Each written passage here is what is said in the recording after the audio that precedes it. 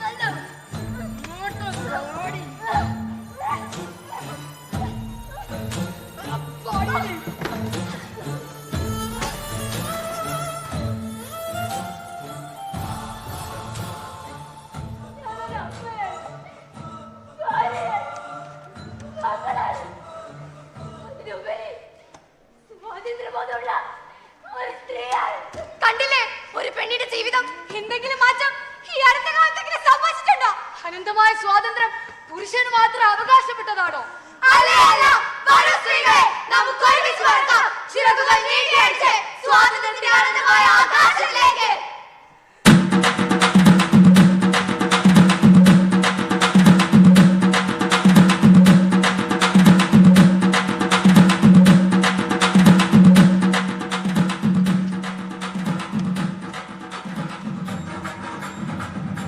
എന്റെ ഏറ്റവും പ്രിയപ്പെട്ട നല്ലവരായ നാട്ടുകാരെ, നമ്മുടെ രാജ്യത്ത് ഇലക്ഷൻ പ്രഖ്യാപിച്ച വിവരം നിങ്ങളെല്ലാവരും അറിഞ്ഞിരിക്കുമല്ലോ.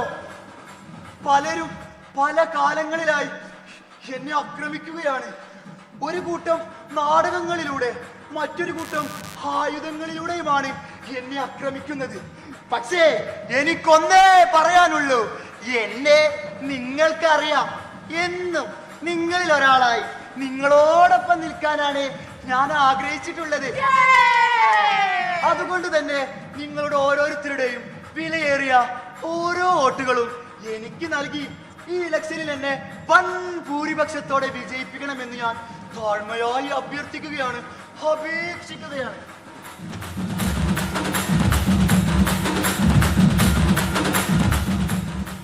സത്യത്തിന് ഈ രാജ്യത്തിന് പോക്കിട്ട് എങ്ങോട്ടാ? അയാൾ അത്ര ക്രിമിനൽ കേസിലെ പ്രതിയാണ്. ഇത്ര പാവപ്പെട്ടവരാ അയാൾ ഇല്ലാതാക്കിയിരിക്കുന്നത്. അയാളെങ്ങാനും ഈ ഇലക്ഷനിൽ വിജയിച്ച പിന്നെ ജനങ്ങളുടെ അവസ്ഥ ഇതിനെതിരെ നമുക്ക് പ്രതികരിക്കണ്ടേ? വേണം. ഇത് ശരിക്കും ജനാധിപത്യത്തിനെതിരെയുള്ള ഒരു വെല്ലുവിളിയാണ്. ഈ അനീതിക്കെതിരെ നാടകത്തിലൂടെ നാം പ്രതിരോധിക്കേണ്ടതുണ്ട്. മൗല, ഇതിപ്പോ ഈ നാടകം കളിക്കാനുള്ള സമയമല്ല. അനീതിക്കെതിരെയുള്ള ശബ്ദം തെരുവുകളിൽ മുങ്ങട്ടെ. നാടകം ഹല്ലാബോൾ.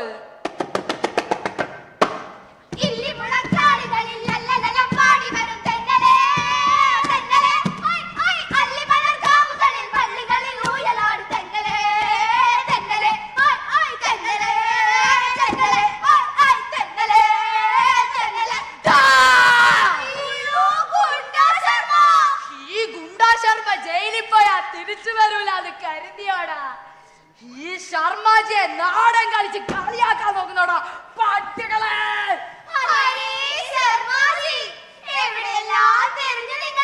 നിങ്ങൾ അറിഞ്ഞില്ലേ? രാജ്യത്തെ ഇലക്ഷൻ പ്രഖ്യാപിച്ചു. ഞങ്ങൾ നോക്കിയിട്ട് ഈ അഹിംസാ പാർട്ടിയിൽ നിർത്താൻ നിങ്ങളെക്കാൾ യോഗ്യരായിട്ട് മറ്റാരുമില്ല. അടിക്കടി കുത്തിന് കുത്ത് മൊത്തം 300ഓളം കേസിലെ പ്രതിയല്ലേ. പ്രതിയായി ജയിലിൽ പോയ എന്താ പ്രശ്നം? ഗാന്ധിജി ജയിലിൽ പോയിട്ടില്ലേ? ജവഹർലാൽ നെഹ്റു ജയിലിൽ പോയിട്ടില്ലേ?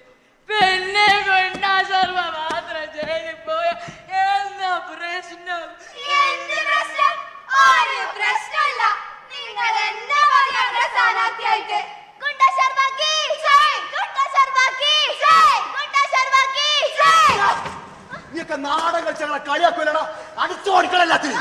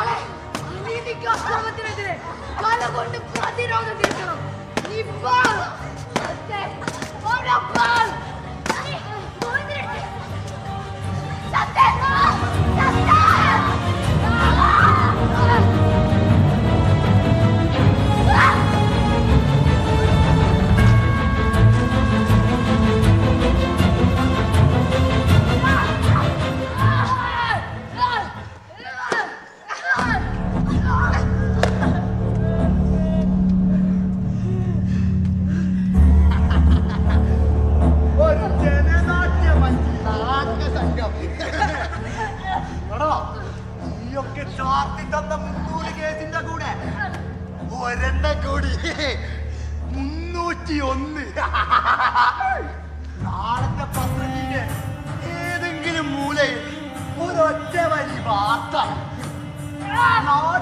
കലാകാരൻ സപ്തറാഷ്ട്രീയെ അജ്ഞാതൻ അടിച്ചു കൊന്നു.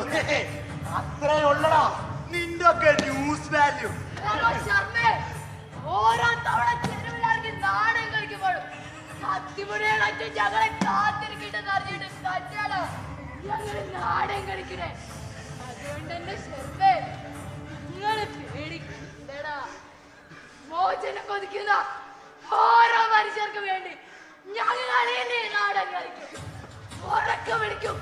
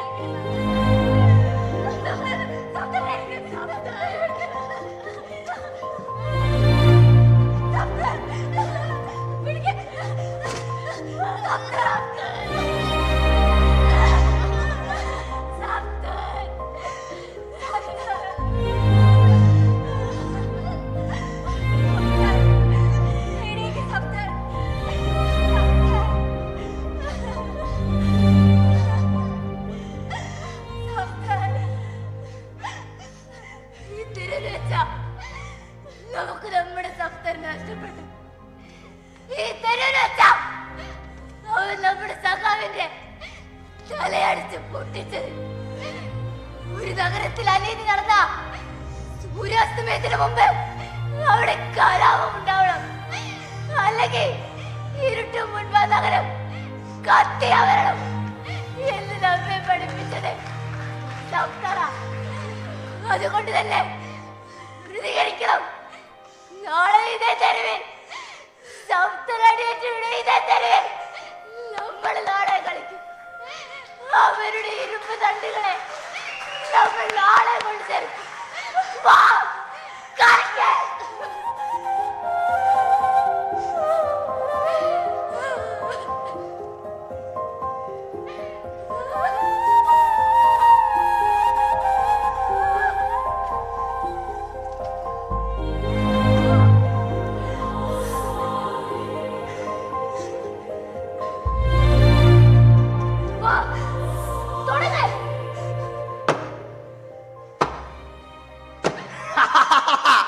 സഫ്തറിന്റെ തല മണ്ണില് കുത്തിയിട്ട് തീർന്നില്ലേ നിന്റെയൊക്കെ ഈ നാടക പേക്കുത്തി.